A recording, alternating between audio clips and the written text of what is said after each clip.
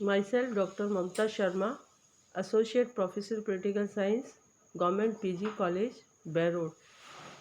प्यारे विद्यार्थियों, आज हम बीए पार्ट थर्ड का first paper western political thought, इसके अंतर्गत हम अरिस्टोटल के बारे में समझेंगे और अरिस्टोटल के बारे में अपना व्याख्यान इसके ऊपर मैं आज दूंगी। अरिस्टोटल, अरस्तु। सबसे पहले हम अरस्तु के बारे में जानेंगे, अरस्तु का जीवन परिचय देखेंगे कि अरस्तु किस तरह के राजनीतिक विज्ञान के जनक थे। सबसे पहले यूनान के दार्शनिक मनीषियों में सुकरात और प्लेटो के बाद अरस्तु का नाम उल्लेखनीय है। वह यूनान की अमर गुरु शिष्य परंपरा का तीसरा सोपान था। यूनान का दर्शन बीज की तरह सुकरात में आया, लता की भांति प्लेटो में फैला और पुष्प की भांति अरस्तु में खिल गया। गुरु शिष्य की इतनी महान तीन पीढ़ियाँ विश्व इतिहास में बहुत ही कम दृष्टिगोचर होती है। सुकरात महान के आदर्शवादी तथा कवित्व में शिष्य प्लेटो का यथार्थवादी तथा वैज्ञानिक दृष्टिकोण वाला शिष्य अरस्तु बहुमुखी प्रतिभा का धनी था। मानव जीवन तथा प्रकृति विज्ञान का शायद ही कोई ऐसा पहलू है जो उनके चिंतन से अछूता बचा हो। उनकी इसी प्रतिभा के कारण कोई उसे बुद्धिमानों का गुरु कहता है तो कोई उसे सामाजिक विज्ञान में नवीन विषयों का जन्मदाता कहता है। मैक्सी ने इसीलिए अरिस्टोटल को प्रथम राजनीतिक वैज्ञानिक, फर्स्ट पॉलिटिकल साइंटिस्ट की संज्ञा दी है। अरस्तु के परिचय के बारे में बताने के तत्पश्चात अब हम देखेंगे कि अरस्तु की वर्क ऑफ अरिस्टोटल, अरस्तु की रचनाओं में जो सबसे महान कृति थी उनकी दी पॉलिटिक्स। पॉलिटिक्स के बारे में मैं आपको बताना चाहूँगी कि पॉलिटिकस अरस्तु की एक महानतम रचना है जिसे राजनीति शास्त्रों पर लिखी हुई बहुमूल्य निधि माना जाता है। इसमें पहली बार राजनीति को एक वैज्ञानिक रूप दिया गया है। प्लेटो राजनीति और नैतिकता में कोई भेद नहीं समझता था, जबकि अरस्तु ने इस ग्रंथ में न केवल राजनीति को नैतिकता अर्थात नीति से भिन्न भी बताया, अपितु राजनीति को सर्वोत्तम विज्ञान, मास्टर साइंस कहा है। इस संबंध में फोस्टर ने कहा है, यदि यूनानी राजनीति दर्शन का सर्वोत्कृष्ट प्रतिनिधित्व करने वाला कोई ग्रंथ हो सकता है तो वह यही है। According to Foster, this book is, if a single book can be, the classical representation of Greek political thought. इस तरह से हम देखेंगे कि पॉलिटिक्स अरस्तु की सबसे महान कृति रही है।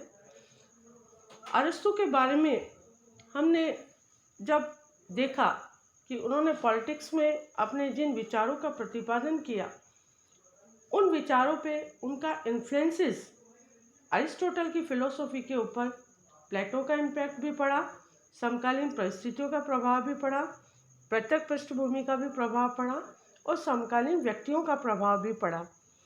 इसी के आधार पर हम देखेंगे कि अरिस्टोटल ने किन किन मेथड्स को अपने चिंतन में लाए और अपने चिंतन में उनका प्रतिपादन किया। सबसे पहले हमने इंडक्टिव मेथड, जिसे कि हम आगमनात्मक पद्धति कहते हैं। अरिस्टोटल प्लेटो के ही शिष्य थे, लेकिन दोनों की पद्धतियों को अगर हम देखें तो उसमें काफ़ी कुछ अंतर था। जैसे इंडक्टिव मेथड की अगर हम बात करें तो जहाँ प्लेटो की अध्ययन पद्धति प्रमुख रूप से निगमनात्मक, जिसे डिडक्टिव मेथड कहते हैं, वह अरस्तु मुख्यतः आगमनात्मक पद्धति को अपनाया है। संक्षेप में प्लेटो ने अंतिम वास्तविकता को विचार जगत में ढूंढा है और उसे मात्र मनन द्वारा जो अंतिम सत्य प्रतीत हुआ है उसे एक आदर्श स्थिति माना है तथा उसे इस व्यवहारिक जगत पर लागू करने की चेष्टा की है, जबकि अरस्तु की पद्धति इससे एकदम विपरीत है। अरस्तु को विचार जगत में निहित किसी अंतिम वास्तविकता, अंतिम सत्य अथवा पूर्ण आदर्श में कोई विश्वास नहीं है। उनका मत है कि यह दृश्य व भौतिक जगत पूर्णतः अवास्तविक नहीं है, अपितु प्रत्येक वस्तु अथवा घटना के अस्तित्व में वास्तविकता का एक अंश निहित है। ये अरिस्टोटल का इंडक्टिव मेथड था। सेकेंडली, हमने इसका कंपैरेटिव एंड एनालिटिकल मेथड, जिसे हम तुलनात्मक एवं विश्लेषणात्मक पद्धतियाँ कहते हैं। अरस्तु ने अपने प्रमुख ग्रंथ राजनीति की संरचना से पहले नगर राज्यों के उपलब्ध 158 संविधानों का तुलनात्मक अध्ययन किया और इनका तर्कपूर्ण वर्गीकरण किया। उसने विभिन्न नगर राज्यों में संविधान तथा व्यावहारिक राजनीति जीवन का तर्कपूर्ण विश्लेषण भी किया। इस प्रकार से प्राप्त राजनीतिक एवं विधिक निष्कर्षों को उसने राजनीति नामक ग्रंथ में स्थान दिया। थर्डली, हिस्टोरिकल मेथड, ऐतिहासिक पद्धति। अरस्तु ने अपने अध्ययन में इतिहास से प्राप्त अनुभवों एवं सत्य को पर्याप्त स्थान दिया। उसने क्रांति संबंधी विवरण पर तथा परंपरा प्रियता पर इतिहास का प्रत्यक्ष प्रभाव दिखाई देता है। इस पद्धति के प्रयोग के कारण ही अरस्तु अतिवाद के दोष से बच सका है और उसने मध्यमवाद को सर्वोत्तम माना। फोर्थली, एनालॉजिकल मेथड, जिसे हम सादृश्यात्मक पद्धति कहते हैं। प्लेटो की भांति अरस्तु ने भी अपने अध्ययन में एनालॉजिकल मेथड का प्रयोग किया है, किंतु जहाँ प्लेटो ने अपने विचारों के पक्ष में प्राकृतिक जगत तथा कला के क्षेत्र में इसे प्रस्तुत किया है, वहाँ अरस्तु ने अपने विचारों के समर्थन में प्राणी जगत तथा चिकित्सा शास्त्र में इसको प्रस्तुत किया है। इस तरह से हम देखेंगे कि अरस्तु ने अपने अध्ययन में इन पद्धतियों को आधार बनाया है। तत्पश्चात हम देखेंगे कि अरिस्टोटल को हम फादर ऑफ पॉलिटिकल साइंस कहते हैं। Aristotle the father of political science. इस संबंध में हम देखेंगे कि मैक्सी ने अरस्तु को प्रथम वैज्ञानिक विचारक कहा है। इस संबंध में उनका मानना है कि अरस्तु को निम्नलिखित कारणों के आधार पर हम राजनीति विज्ञान का जनक मानते हैं। इसके अंतर्गत उन्होंने निम्नलिखित बातों का प्रतिपादन किया। नंबर 1, आगमनात्मक विधि का अनुसरण। इसके अंतर्गत उन्होंने बताया कि अधिकतर विद्वानों ने अरस्तु को राजनीति शास्त्र के क्षेत्र में आगमनात्मक विधि के प्रयोग के रूप में स्वीकार किया है। इस विधि की विशेषता यह है कि इसमें विचारक जो कुछ देखता है या जिन ऐतिहासिक तथ्यों की खोज करता है, निष्पक्ष रूप से बिना अपनी किसी पूर्व धारणा के उनका अध्ययन करता है और इस अध्ययन के फलस्वरूप जो कुछ भी निष्कर्ष निकलता है उसमें वैज्ञानिकता का पुट होता है। नंबर 2, राजनीति शास्त्र का नीति शास्त्र से पृथक करना।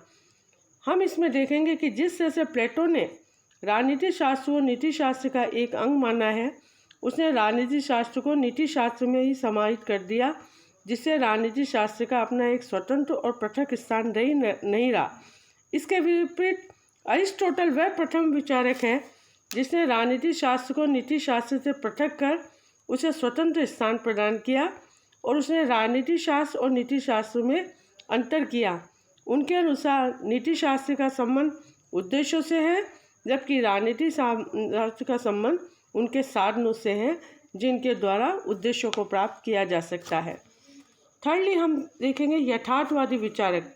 अरस्तु प्रथम विचारक है जिसने राजनीति पर यथार्थवादी और व्यावहारिक दृष्टिकोण का प्रतिपादन किया। उसने सदैव ही अतिवादिता से बचते हुए मध्यम मार्ग का अनुसरण किया। तत्पश्चात 4th, राज्य के पूर्ण सिद्धांत का क्रमबद्ध निरूपण। अरस्तु ही ये पहला विचारक है जिसने राज्य का पूर्ण सैद्धांतिक वर्णन किया।